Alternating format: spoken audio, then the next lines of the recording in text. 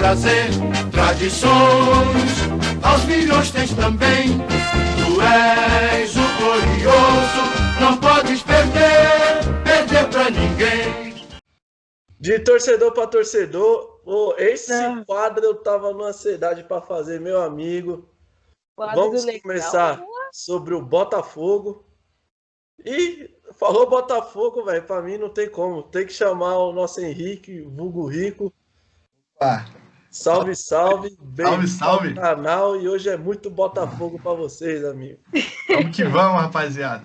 É prazer, eu sou o Henrique, sou torcedor do Botafogo. O Will aí é um grande santista que eu tive o prazer de conhecer através da página do Santos Depressivo. É uma página que eu fiz muitos amigos, entendeu? Também o Santos é um time que eu gosto muito, passei a gostar mais ainda depois que eu conheci o pessoal lá do Santos Depressivo. Já tive a oportunidade de ir a alguns jogos do Santos aqui no Rio. Ainda não fui em São Paulo, mas eles também, o pessoal do Santos Depressivo, já me levou na Vila Belmiro, inclusive, no Botafogo e Santos. Cara, e é uma amizade muito legal que eu tenho com esse time. Me gerou amizades muito maneiras. Porra! Will. Vamos que vamos, Will. Mete marcha aí. Opa! Vamos que vamos. Vamos deixar depois o Instagram que você tem do Botafogo, né? Tenho. Botafogo, tudo no esquema. Show. Eu tenho uma página no Instagram que até antes do período da pandemia, eu ia muito a jogos do Botafogo, eu comparecia, eu fazia as resenhas, tipo, o que eu achava sobre o jogo e tudo mais. Mas como veio a pandemia, né, e infelizmente a gente não pode mais ir aos jogos como antigamente, eu deixo minha opinião lá, entendeu? Eu falo as coisas do dia a dia do Botafogo, comento as notícias. A página é BFR Jogos que Fui, tudo junto. BFR de Botafogo Futebol e Regatas, Jogos que Fui. Como que iniciou sua paixão pelo Botafogo? Então, cara, minha paixão pelo Botafogo começou por aquela frase clichê, né? Que é um amor que é passado de pai para filho e vem sendo passado há muito tempo na família, cara. O meu avô, ele era mineiro, ele era atleticano, torcedor do Atlético, e ele veio pro Rio de Janeiro justamente na época que o Botafogo tinha Garrincha, Newton Santos, aquele timaço que todo mundo conhece do Botafogo. E ele se mudou para o Rio de Janeiro e ele viu esse time e não tinha como se identificar, né? Ainda mais que era um time preto e branco igual o Atlético dele. Então, cara, acabou passando para a família toda. Meus tios, a maioria são botafoguenses. Meu pai é botafoguense. E, consequentemente, eu também sou. Filho é tradição, né? Isso, exatamente. E também que meu pai, ele ia muito aos jogos, entendeu? Ainda mais na época que eu era menor. Então, eu acabei crescendo, indo a jogo junto com ele, tá ligado? Tenho muito jogo, assim, que eu tinha 4, 5 anos, no antigo Caio Martins. O Will deve lembrar do Caio Martins. Viu o Santos perder muito lá. Nossa, que isso. Pô, que raiva dava. Nessa época, ia direto com meu pai, cara. Meu pai me levava direto no Caio Martins. Depois no Maracanã, né? Que o Botafogo parou de jogar lá no Caio Martins. Na Ilha do Governador também. Lembro. Teve uma época que o Botafogo dividia, né? Às vezes jogava no Caio Martins, no Maracanã ou na Ilha. E, cara, passei a comparecer aos jogos, entendeu? Eu fui criando muito apego por esse time. Pela questão familiar também, pelo meu pai. E, cara, é uma paixão que a gente não consegue explicar para outras pessoas, né? Assim, a paixão que a gente sente pelo nosso time, a gente explicar isso para quem não torce para esse time é muito difícil. Vai entender, né? Mas, pô, até hoje em dia é um time que eu gosto muito de acompanhar. Mesmo com essas fases ruins, né? Assim, é muito complicado a gente acompanhar o time nessa fase que o Botafogo está passando, mas, cara, é inexplicável, né? A gente não consegue trocar de jeito nenhum. Com certeza. E coisa de pai e filho é marcante, né? Com certeza. Família ainda. Na nossa lá, do Cauã, quase toda São Paulina, mas tem meu pai, meu pai Santos pra caramba e massa, né? Do meu avô, é da hora mesmo. E torcedor, bacana. Com certeza, aquele papo de torcedor, assim, quando conhece, aquela pergunta de lei, clichê, seus ídolos do Botafogo pra você. Cara, o meu ídolo número 1, acho que não só do Botafogo, mas no futebol também, São Jefferson, o nosso goleiro histórico. Cara, é um cara que eu admiro muito. Eu estive presente em alguns jogos na época que ele antes da passagem marcante dele, a partir de 2010, já era um goleiro muito bom, entendeu? E a partir de 2010, então, começou essa idolatria junto com ele, né? Porque em 2010 teve a cavadinha do Louco Abreu naquela final contra o Flamengo. Flamengo. E a gente estava engasgadaço, a gente vinha de 3 vices seguidos para o Flamengo no Campeonato Carioca.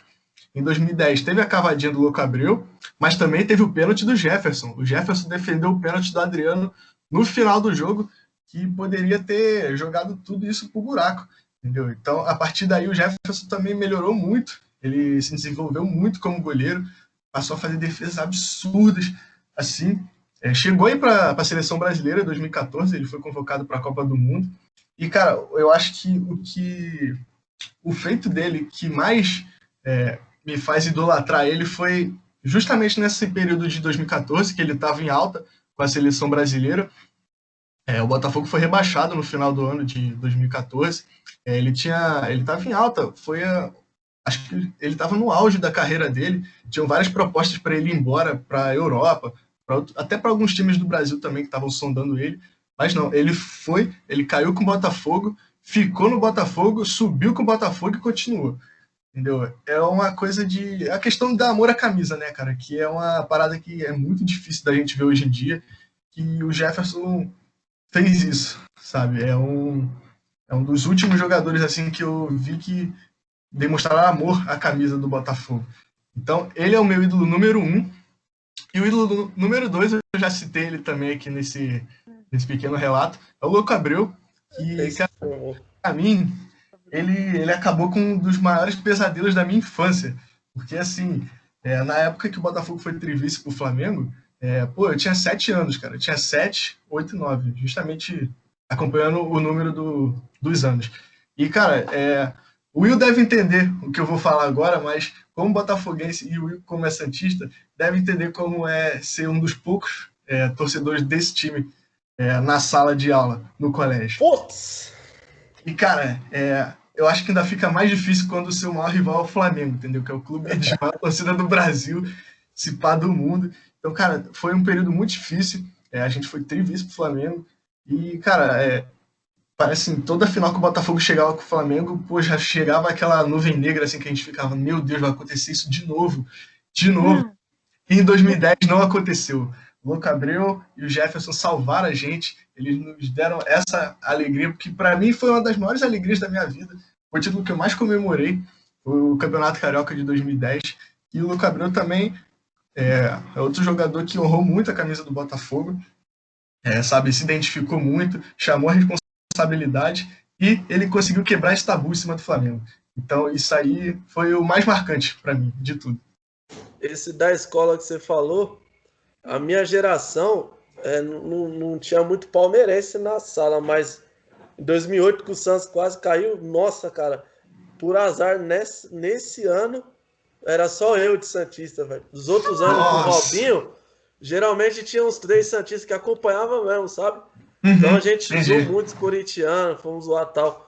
Mas em 2008, em específico, na sala, era muitos fanáticos. Só que só eu de santista, cara, o ano eu falo que eu vivi acho que uns 3 anos em um ano só, que aí não passava nunca. Oh, meu Deus. Cara, foi complicado, velho. E na sua época também tinha... você pegou a boa fase do São Paulo também, né? Em 2007, o São Paulo foi campeão brasileiro direto. Assim, só dava São Paulo, eu me lembro. Eu conseguia disfarçar com o Paulistinho, outro que geralmente no ano que eles ganhavam um brasileiro, coisa assim, o Santos geralmente ganhou um Paulistinho, alguma coisa. Aí dava pra encher o saco um pouquinho, mas foi sempre também, viu? Não mentira. Tá soprando um pouquinho. Na minha época, assim, o palmeirense sofreu muito na minha época de escola, viu? Foi um período... No serviço aí é complicado, geralmente é só eu mesmo. Todo torcedor tem um jogador que você gosta de ver jogar social. Esse cara aqui em campo, você tem um foco nele, então. Por que não? Cite uns 3 jogadores, ou menos, ou mais, que você... melhores que você viu com a camisa do Botafogo. Cara, vou citar o Jefferson, que eu citei aqui como o meu maior ídolo pelo Botafogo. Foi um goleiro lendário, para mim, um dos maiores goleiros da história do Botafogo. O pessoal entra muito numa discussão que o Botafogo tem outro ídolo goleiro, que é o Manga. entendeu? Que, pô, foi um puta goleiraço também do Botafogo, gênio. Então, assim, o pessoal geralmente discute isso, né? Quem foi maior, o Manga ou o Jefferson? Mas essa discussão aí eu deixo no ar, eu fico em cima do muro, porque eu vou acabar sendo parcial, eu só vi o Jefferson. Eu só vi o Jefferson, entendeu? Eu não vi o Manga. Mas, assim, outro jogador, o Louco Abreu, eu citei também.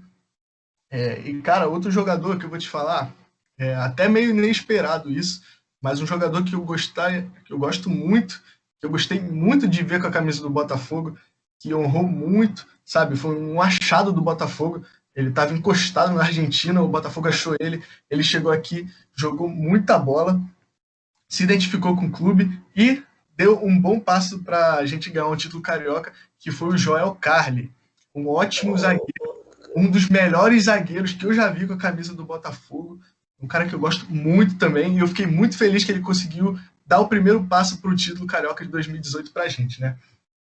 E para fechar, vou citar mais um goleiro também, que é o Gatito Fernandes. Monstro. Assim, a gente tem uma certa idolatria com o Jefferson, né? Mas, cara, o Gatito também... Nossa Senhora, quando o Gatito foi... quando a gente precisou do Gatito... Você tava lá, né? Muita altura. Tava no Campeonato Carioca 2018. Mas, cara, o Gatito chega a ser uma história até engraçada, né? Porque em 2017, o goleiro titular do Botafogo era o Elton Leite. E o Botafogo estava jogando a pré-Libertadores contra o Olímpia. O Elton Leite ele se machucou no meio do jogo e entrou o Gatito. Aí o jogo foi para os pênaltis, lá no Defensores del Chaco. E, cara, o Gatito pegou 3 pênaltis. Um jogo fora de casa, assim, sabe? Surreal. E, pô, depois nessa mesma Libertadores ele fez defesas milagrosas que salvaram a gente. Em 2018 ele foi coroado, junto com o Joel Carli também, que eu já citei. Ele fez 2 defesas na final contra o Vasco, pegando pênalti. E, cara, pra mim assim, o pessoal entra muito na discussão se ele já pode ser considerado ou não ídolo pelo Botafogo. Isso aí eu deixo pra quem quiser tirar suas próprias conclusões. Mas, cara, é um jogador um goleiro, né, no caso, que, pô, eu tinha muito prazer de ver ele jogando no Botafogo. O cara pegou muito pelo Botafogo. Muito. E Botafogo e Inter tem um negócio legal de termos de goleiro. Que assim, o Manga é ídolo no Inter, um dos maiores Inter de todos os tempos. O Manga foi o goleiro daqueles campeonatos brasileiros, invicto. Sim. E do Gatito, o pai dele foi campeão da Copa do Brasil com o Inter em 92. E aquela seca do Inter absurda.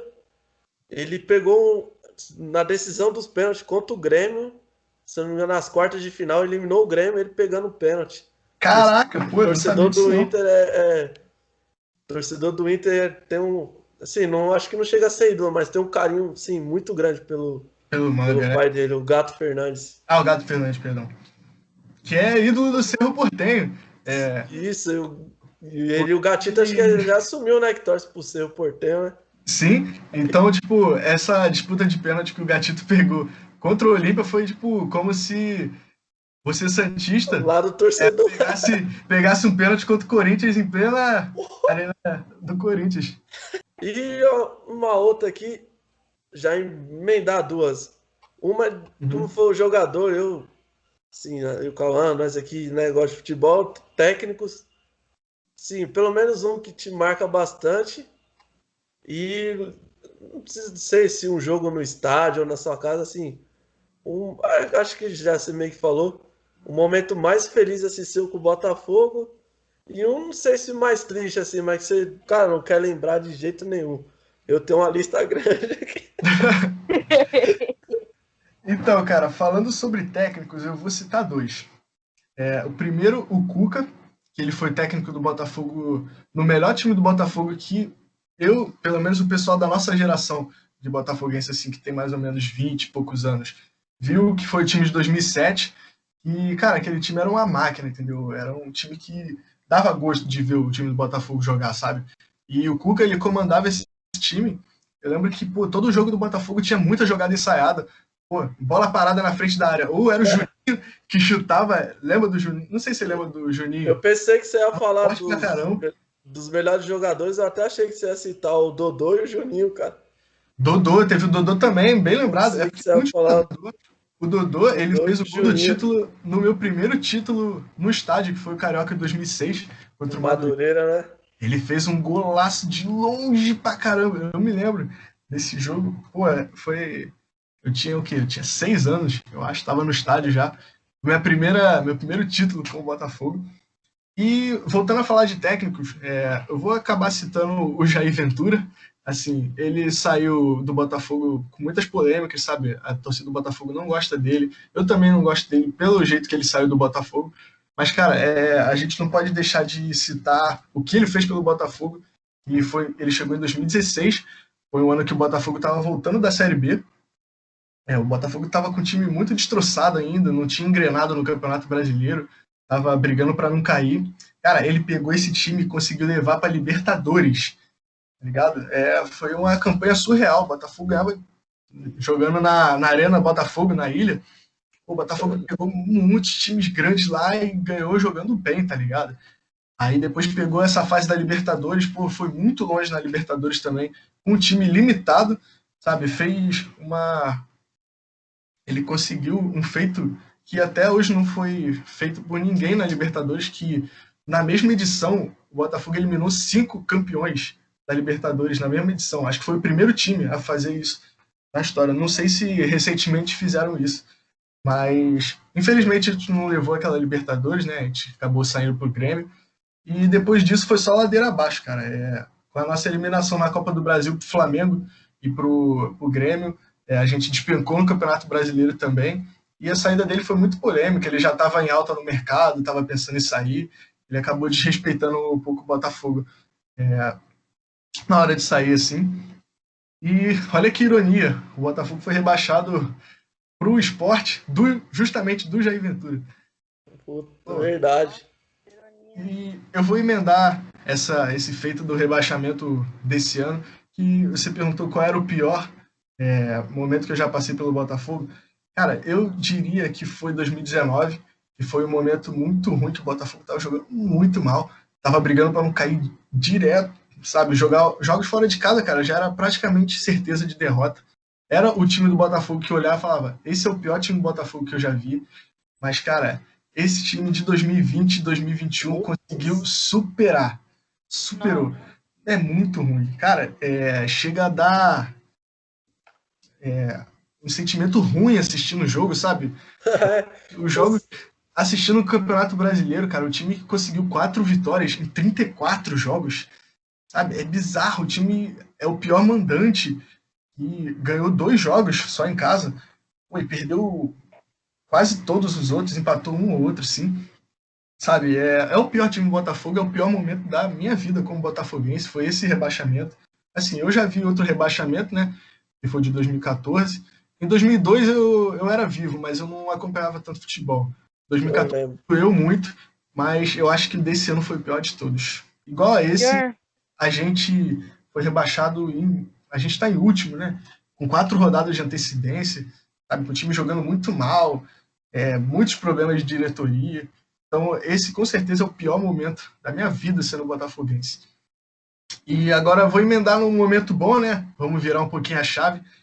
Um momento bom, muito marcante na minha vida, eu citei aqui, que foi o Carioca de 2010, justamente pelo cenário, cara. A gente foi vice pro Flamengo em 2007, 2008 e 2009 no Campeonato Carioca. Então, assim, tava engasgado pra gente, sabe? A gente chegava na final todo ano contra o Flamengo e a gente sempre perdia o título para eles. Então, cara, 2010 foi o momento de lavar nossa alma, sabe? Foi tipo, nossa hora chegou. Finalmente, a gente bateu muito na trave, mas a gente chegou. E, assim, pelo que eu me lembro, foi um dos títulos que eu mais comemorei na minha vida. Tinha um negócio de chororô antes, né? Aquelas palhaçadas. Sim, nossa, eu sofri isso tudo. Eu acompanhei. Os dos pênaltis, eu vi que às vezes o Paulistão aqui definia, aí mostrava os pênaltis. Acho que não sei se foi 2 desses, foi nos pênaltis, né? Foi 2007 e 2009. Então aí passou na TV. Foi muito difícil. E assim, um jogo marcante, acho que você já perguntou, né, o jogo marcante que eu fui no estádio? Não, um momento feliz seu no estádio, assim. Acho que foi ele. um momento, assim, o mais marcante da minha vida foi o Carioca de 2018, pelo cenário também, que foi parecido com esse do Flamengo, porque, assim, a gente via de 2 vices para o Vasco, em 2015 e 2016 a gente foi vice-carioca para o Vasco, em 2017 a gente chegou a ser vice para o Vasco, mas foi na Taça Rio, então foi meio que parecido com o cenário de 2007, 2008 e 2009, né? Assim, a torcida do Botafogo não deu muita importância assim, para esses vices do Vasco, não ficou tão marcado quanto os vices para o Flamengo, mas eu, particularmente, cara, eu estava em todos esses jogos, em todas essas finais, então para mim foi um sentimento muito ruim, sim, estava engasgado para mim, e, cara, 2018 parecia, tudo estava indicando que a gente ia perder de novo, entendeu? Porque o Botafogo perdeu o primeiro jogo de 3-2. O Botafogo tomou o gol da derrota no último lance do jogo, foi o gol do Andrés Rios de escanteio. E assim, no segundo jogo estava 0-0, o Botafogo precisava ganhar para poder ir para os pênaltis. E, cara, o Vasco jogou o jogo quase inteiro com um a menos, que foi o...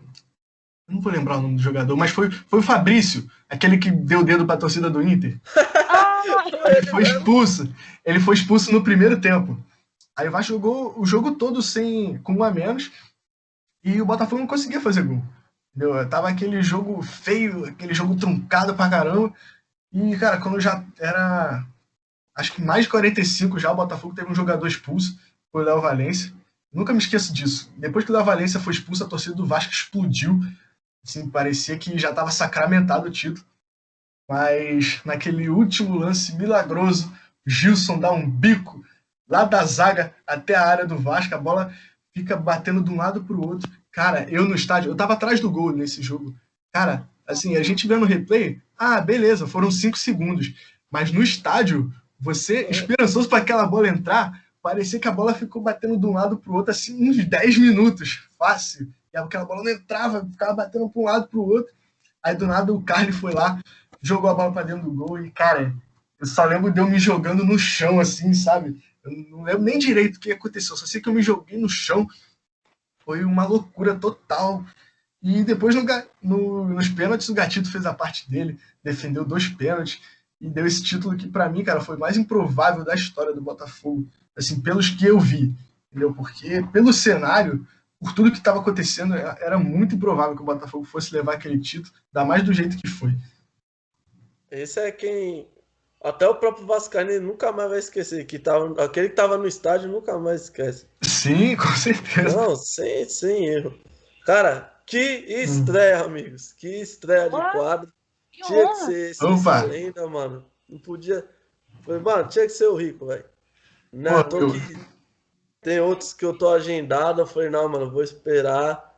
Tem que ser o primeiro, velho. Já dividimos a arquibancada junto, mano. Já? Santos e Flamengo no Maracanã. Sempre que puder passar essa vacina, tiver essa vacina tudo aí, se Deus quiser, vamos estar em mais jogos aí. Com certeza, vai ser uma honra. Agradecer aí, então, muito obrigado. Vamos deixar o Instagram dele, como falamos, na descrição. E estreamos aí o quadro, né? Papo de Torcedor. E aqui, velho, o inscrito é camisa 10 no nosso canal. Ele participa. Não sei se outros canais, acredito que não sei nem se fazem isso, mas é uma ideia que eu falei, cara, pô, de torcedor para torcedor, outros torcedores poder contar sua história, pô, cara, ser sensacional. E agradecer aí o Cauã também, com a gente aí. E aqui é assim, né, Cauã? É de torcedor para torcedor. Boa, rapaziada. Até a próxima. Prazer é todo meu. Abraço, rapaziada.